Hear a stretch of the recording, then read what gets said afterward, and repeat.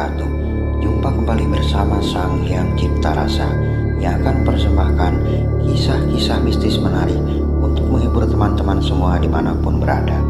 Sebelum ke cerita, terlebih dahulu kami ucapkan terima kasih yang sebanyak-banyaknya kepada teman-teman yang telah bergabung di channel ini. Dan bagi yang belum bergabung, silakan mampir dan berikan dukungannya dengan cara subscribe, like, komen, dan share ke teman-teman lainnya agar channel ini semakin berkembang. Dan jangan lupa aktifkan tombol loncengnya agar teman-teman tak ketinggalan cerita dari setiap video terbaru yang kami upload. Untuk menjaga privasi dalam cerita ini, nama tokoh dan tempat kejadian telah kami samarkan. Apabila ada kesamaan cerita, nama tokoh dan tempat kejadian mungkin hanya kebetulan saja. Nah, seperti apa kisah selengkapnya? Kita simak saja ceritanya.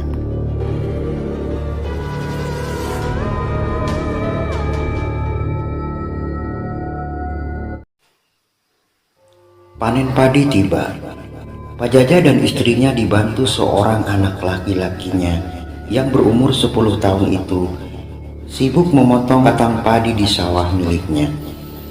Beberapa orang tetangga ikut membantu pekerjaan mereka dengan sistem bagi hasil 5-1. Jika padi yang didapat itu 5 takaran, maka 4 takaran menjadi bagian pemilik sawah dan 1 bagian menjadi bagian dari tetangganya tersebut, sebagian upah dari pekerjaannya. Sudah menjadi kebiasaan di kampung tersebut, jika panen padi, para tetangga pemilik sawah akan membantu panen agar mendapatkan upah padi. Tepat ketika matahari berada di atas kepala mereka, terdengar sayup-sayup dari kejauhan azan duhur berkumandang. Dikarenakan pekerjaan hanya sebentar lagi, mereka merasa tanggung untuk menyudahi pekerjaannya. Mereka malah menyelesaikan semua pekerjaannya saat itu. Sekira pukul 12.30 siang, pekerjaan pun usai. Para tetangga segera menyetor padi yang didapatkannya.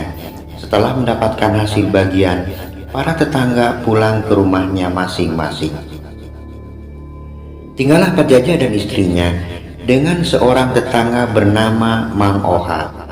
Mang Oha seperti biasa, ia akan menjadi kuli panggul padi di setiap panen para tetangganya di kampung tersebut. Mereka lalu beristirahat di pematang sawah sambil membuka perbekalan yang dibawa dari rumahnya.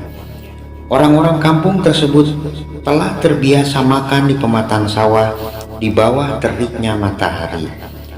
Nah, di tengah menikmati makan siangnya itu, Pak Jaja dan istrinya baru tersadar jika Yadi anaknya telah tak nampak berada di lokasi tersebut. Pak Jaja mengira jika anaknya pulang ke rumah lebih dulu untuk makan atau ikut bersama teman-temannya bermain layang-layang. Lalu ia pun melanjutkan makannya. Namun tidak bagi Bu Tati. Naluri seorang ibu mengatakan jika ada sesuatu hal terhadap anak ketiganya tersebut. Namun segera ia beristighfar dan menepis prasangka buruknya. Dan entah mengapa, selera makan hilang secara tiba-tiba saat itu. "Ayo Bu, habiskan," ujar Pak Jaja pada istrinya. Namun dipaksa-paksa juga, Bu Tati tak bisa menghabiskan makannya. Setelah semua padi diangkat ke rumahnya, mereka pun pulang. Setibanya di rumah, Bu Tati segera memanggil-manggil anaknya. Namun dicari di dalam rumah pun Yadi tak nampak pula batang hidungnya.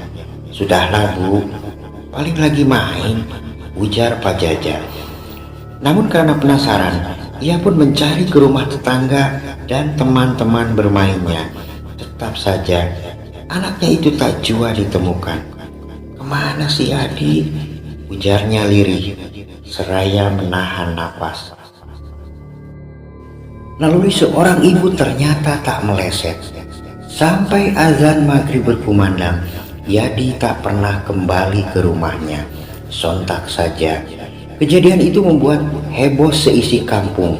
Bahkan sampai perangkat desa setempat hadir berkunjung ke rumah Pak Jaja untuk menanyakan hal yang terjadi pada anak mereka. Para tetangga berkerumun di rumah Pak Jaja. Sebagian ibu-ibu menenangkan Bu Tati yang terus menangis tiada henti.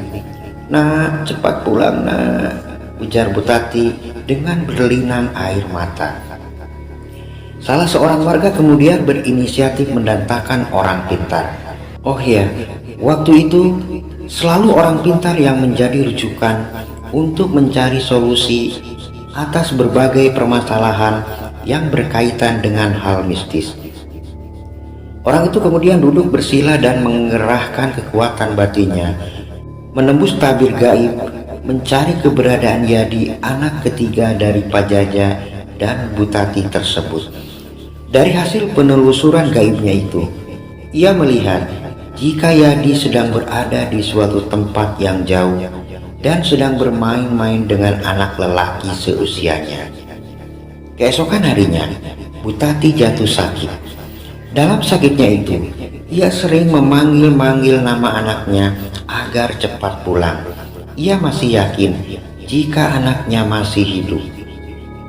Sebulan berlalu, keadaan sakit Bu Tati semakin parah. Tubuhnya semakin kurus, hanya tinggal kulit pembungkus tulang. Atas saran saudara-saudara dan kerabatnya, mereka lalu mengadopsi seorang anak lelaki yang seusia anaknya dari salah satu panti asuhan untuk mengobati rasa kerinduan pada anaknya yang hilang secara misterius tersebut. Alhasil, sejak kehadiran anak angkatnya, Bu Tati berangsur-angsur sembuh, dan pada bulan berikutnya Bu Tati benar-benar sembuh. Rupanya kerinduan terhadap anak kandungnya terobati dengan kehadiran anak angkatnya tersebut. Namun sebagai seorang ibu yang telah melahirkan dan membesarkan Yadi anaknya, tetap saja ia memiliki firasat jika anaknya tersebut masih hidup. Namun di mana? Setahun berlalu. Tepat di hitungan setahun menghilangnya anaknya, Pak Yadi mengadakan acara tahlilan. Rupanya ia telah merelakan dan menganggap jika anaknya itu telah meninggal dunia. Seperti pada umumnya, acara tahlilan digelar mulai malam ke-1 sampai malam ke-7 yang akan dilaksanakan selepas Isya nanti. Ketika acara akan dimulai, tiba-tiba rumah tempat Pak Jaja berguncang hebat, seperti ada gempa bumi. Bahkan sebagian makanan yang tersedia di dapur, sebagian tertumpah ke lantai. "Astagfirullah," ujar yang hadir serentak. Lalu mereka pun berhamburan keluar rumah, takut jika rumah itu akan runtuh. Namun ketika mereka berada di luar, getaran itu berhenti seketika.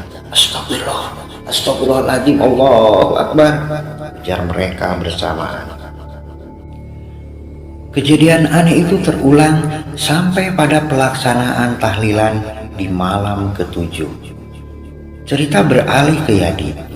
Ketika orang tuanya sibuk memotong padi, Yadi malah berjalan menelusuri pematang sawah, lalu masuk ke saluran air dan mulai mencari kerang-kerang kecil yang selalu ada di aliran air tersebut. Nah, ketika sedang asik mengumpulkan kerang-kerang kecil itulah, Yadi terdengar panggilan dari arah belakang. Ketika ia menoleh, terlihat beberapa meter di belakangnya seorang ibu-ibu tersenyum seraya melambaikan tangannya. Lalu Yadi naik ke pematang sawah dan menghampiri ibu tersebut. "Ayo ikut ibu nak," ujarnya ramah. Ia pun hanya manggut lalu mengikuti langkahnya. Sementara orang-orang sedang sibuk memotong padi, sehingga tak ada yang memperhatikan kemana Yadi melangkah. Langkah mereka berhenti sesaat pada sebuah jembatan kecil yang menghubungkan pematang sawah dengan kebun warga. "Ayo nak," ujar ibu tersebut seraya memegang tangan Yadi. Yadi hanya manggut-manggut, dan ketika langkah mereka melewati jembatan kecil tersebut, Yadi merasa ia berada di sebuah halaman rumah yang cukup luas. Orang tersebut mengajak masuk ke rumahnya yang besar itu, dan memperkenalkan pada seorang anak lelaki yang seusia dengannya. Layaknya seorang tamu istimewa, Yadi disuguhi makanan yang enak-enak serta diberikannya pakaian yang bagus, yang belum pernah Yadi memakai pakaian sebagus saat itu. Setelah makan dan berganti pakaian, anak lelaki itu mengajak Yadi bermain-main di halaman rumah. Sekian lama bermain di halaman rumah, Yadi merasa ada hal yang aneh. Suasana di luar rumah tak pernah berubah. Ia merasa seperti siang hari dengan cuaca mendung saat itu. Selama berada di rumah besar itu, Yadi hanya bermain, makan, dan bermain lagi dengan anak lelaki misterius tersebut. Lalu, apakah yang akan terjadi dengan Yadi selanjutnya? Akankah ia kembali ke rumahnya dengan selamat? Kita simak kisah selanjutnya di part 2. Nah teman-teman, sampai di sini dulu ceritanya. Semoga dapat menghibur kalian semua dimanapun berada. Terima kasih kepada teman-teman yang telah menonton dan mendengarkan ceritanya. Mohon maaf apabila ada salah-salah kata. Sampai jumpa di kisah mistis selanjutnya hanya di Sang Hyang Cipta Rasa. Assalamualaikum warahmatullahi wabarakatuh.